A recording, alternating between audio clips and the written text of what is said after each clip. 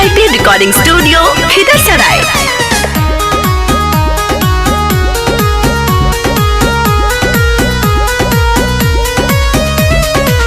नन्हे उमर में बुखार पका मार के दिल बिया पूरा तोड़ हो।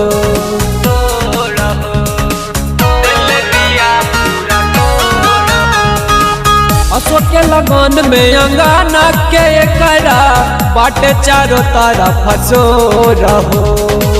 नीली नीली आँख देखी होला नहीं सांख माना मुस्किए कर जन्मा रईता गजब के चीज बा दिल पर चला बेल कटार रईता गजब के चीज बा मुस्किए कर जन्मा रईता गजब के चीज बा।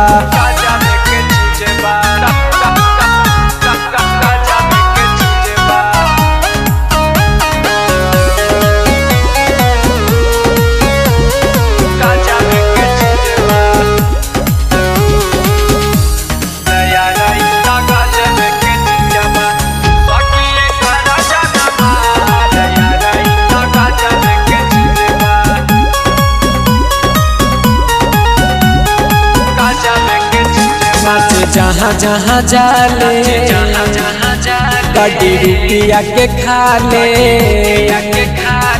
भाई के डिमांड में करादा बिकाले।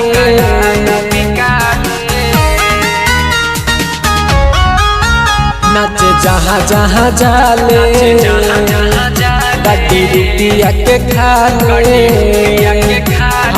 भाई के डिमांड में करादा बिकाले।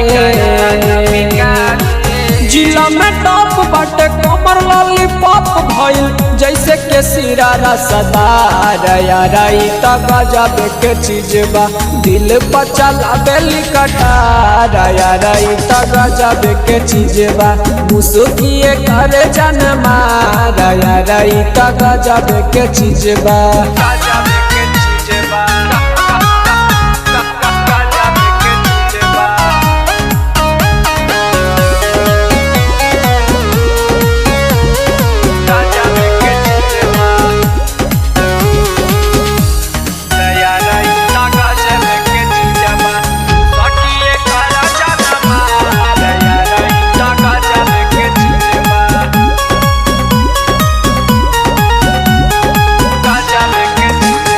लइका जबान सब छिड़केला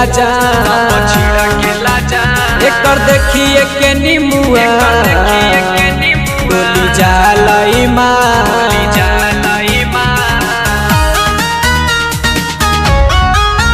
बूढ़ा लइका जबान सब छिड़केला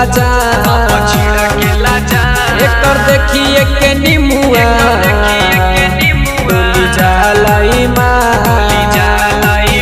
मारे कमर हिलाई सब जाला ढमिलाई हिया बिजुली के तार रईता गजब के चीज बा दिल पर चला बेली कटार रईता गजब के चीज बा मुस्किए कर जन्मा रईता गजब के चीज बा।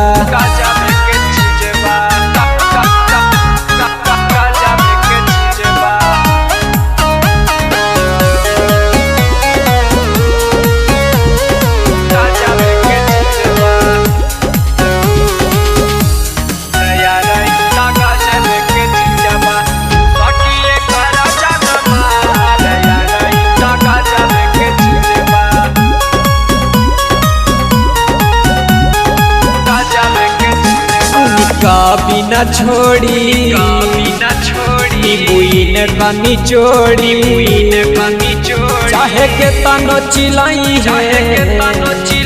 कम चौकी पतोड़ी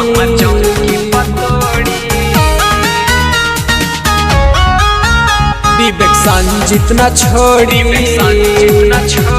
बुइन कनी चोड़ी चाहे के तनो चिलाई कमर चौकी पतोड़ी